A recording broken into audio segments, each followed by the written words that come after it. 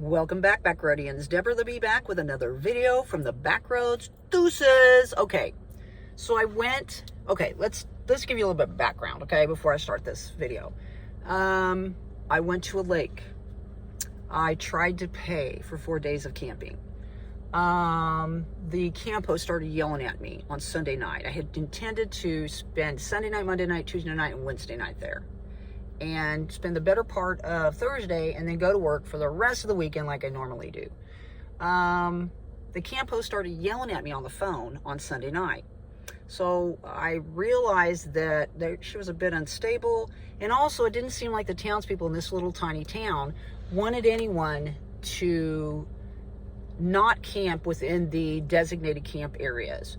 I like to camp near water's edge. They don't really want that. So what they do is they go around and they call the police on you, and the police get a call and they show up and wake you up in the middle of the night. So who wants to do that, right? So I realized that the townspeople weren't down with it, and I was okay with it. I was just going to use like the swimming area during the daytime and maybe go and, use my one burner stove like I wasn't going to do before. But since I couldn't do it like at night, because I couldn't spend the night, I thought I would do it during the day just because I like to camp, basically. So basically, I left, and I have a car camper here called Egasis. It's a Car-V, and I was in camp mode, and plus I live out of my vehicle, so I went to the Walmart there in the town, which I'd already got permission to go there, and I stayed there overnight. And the next morning, I went back to the lake at 7 o'clock and waited for my family members to show up to fish some more, because we had stayed until 11 o'clock. When it closed, I looked on the website and it said 11 o'clock. And so we jutted. I made everybody leave, even though we could hear people were still there. So I went the next morning at 7 a.m. and the camp host showed up and went completely insane, psychotic, screaming at the top of their lungs, rushing at me, nose to nose. Even the husband was doing this. So they told me they had called the police on me, so I called the police on myself. 5 cop cars showed up. Okay. So I went back the next day because her boss said I was cool and I was safe. Except for when I went to shower, the camp host lady came and started banging on the door and screaming when I was in there. And when I looked at reviews for this place, I saw that she had done this to other people. So one of the cops that was there that day told me that I should file a formal complaint against them because they were city employees, just like he was. And they should be held responsible for what they did.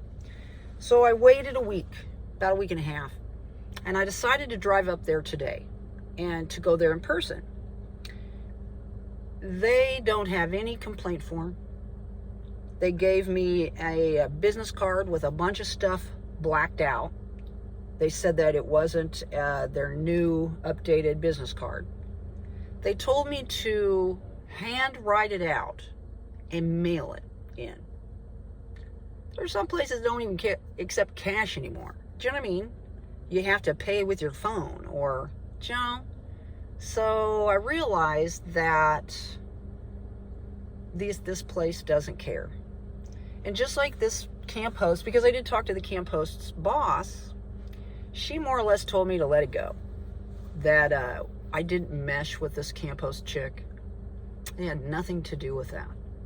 And when I sat there and talked to the person at this city county building, I started to get anxious. And I realized that experience, that onslaught, that almost assault, because I really believe that these individuals got in my face, in my personal space, hoping to trigger me into physically pushing them away so that would excuse their wanting to physically attack me. And I didn't do that. I remained civil, and I answered and met every one of their, screams, because they were literally screaming at the top of their lungs and getting in my face and screaming at me, to the point where this camp host lady was going like this, shut up, like that. Now, there's no excuse for that. Just like the sergeant that was there said, even if I had spent the night, which I didn't, and I told them that, and they kept saying that they had called the police and that I was going to get arrested and that they had me on video. And I kept telling them that I wanted to see the video so that I could show them that wasn't me. To the extent of her calling me a dumb bitch, that they didn't have the videos there, they were downtown. I remained civil with these people. And during the time, I didn't get excited, other than, you know, getting a little bit excited because people were double teaming me and screaming at me and wouldn't listen and assume something that wasn't true. Again, one of my commenters said, "You got caught. I'm glad you got caught." Really? It's a tiny little lake. It's $10 a night.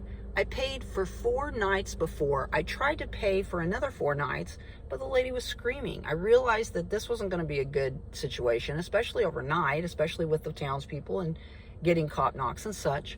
And I just was going to agree to do it during the day. But even during the day, this woman was retaliatory, which is a sign of psychosis if you want to know the truth.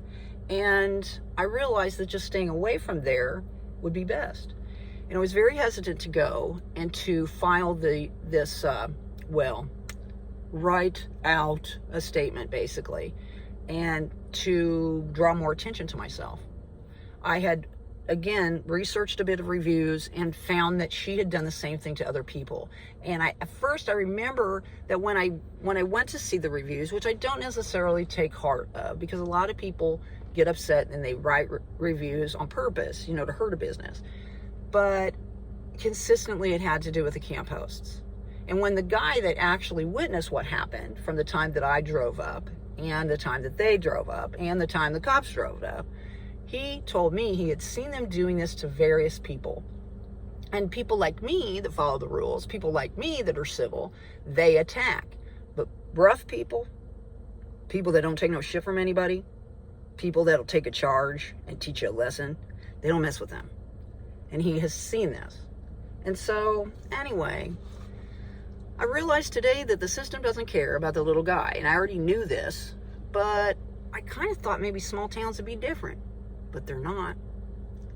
And it kind of bums me out. It makes me realize that staying away from this system, I guess, living the way that I do, under the radar, I suppose, or so I think, stealthing, however you want to look at that, is best. And then dealing with these interactions, hopefully are very few, is something that I'll just have to deal with. My objective is to get this job, and I went and did some hygiene maintenance today, and I have the whole day. So I'm going to clean the vehicle, I'm going to do my laundry, and really gear up. I'm not sure if I'm going to write this stuff out and send it, but I might. Everybody I've talked to all said I should do this. If anybody's the kind of person that's going to do this, Deb, you're the one. But who am I? Like I said, just a little squirrel trying to get a nut, and I don't know what tree to climb up to get it. You know what I mean? But August 1st is when I want to apply for that job. And I'm very melancholy. My boss came up to me the other day and she was like, "Okay, what are we doing?" And I almost started crying because I really like working for her and I really like working at the place that I work at, but it's just not enough money for me. And yeah, if I get this other job and I keep the current job I have, I'll never have any free time. But given the circumstances of my life, maybe it'd be better for me not to have free time, because I sit around here this lake just chilling. You know what I mean? I'm relaxing. I think that's good. I think a lot of people don't get to do that. But it's not really a forward movement, and that's what I need to do. I've been in this location almost a year. So it's about time to start to really root here, if this is where I'm going to stay. And I think it is. So I've developed some nice friendships. I have a support system here now, and not everybody knows what my life is like, but those that do aren't judging me, and they're helping me, so that's always nice. Thank you if you're a new subscriber, and thanks a lot if you're watching this video. And I hope that my words today help you to be stronger, because that's the only reason why I do this video channel, is that those of you out there that choose this kind of a lifestyle, for whatever I can give you, as far as even if it's inspiration, that's great, and it makes me feel better about my life and society, you know? Get out there and spread those little pieces of peace, would you? And thumb up the video if you liked it, subscribe if you want to see future videos. My name is Deborah the Bee, and I hope you have a great week and weekend, and we'll see you all on down the road. Bye-bye.